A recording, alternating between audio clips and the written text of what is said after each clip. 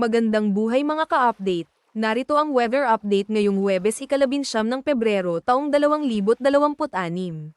Sa Luzon, patuloy ang epekto ng amihan kaya aasahan ng maulap na kalangitan na may kalat-kalat na pag-ulan, lalo na sa Cagayan Valley, Cordillera, Aurora, Quezon at Bicol Region. May posibilidad ng light to moderate rain sa ilang bahagi ng Metro Manila at Calabarzon, pero hindi ito magtatagal.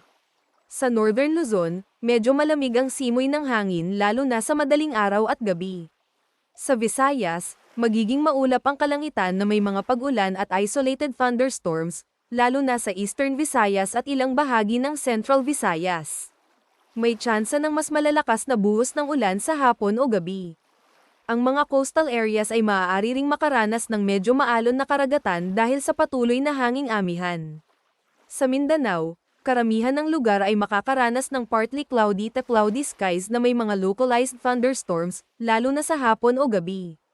Posible ang biglaang pagbuhos ng ulan sa ilang bahagi ng Caraga at Davao Region. Sa western sections, mas magiging maaliwalas ang panahon pero may tsansa pa rin ng isolated rain showers. Huwag kalimutan mag-follow sa ating page and i-share ating video para updated ka lagi sa lagay ng panahon.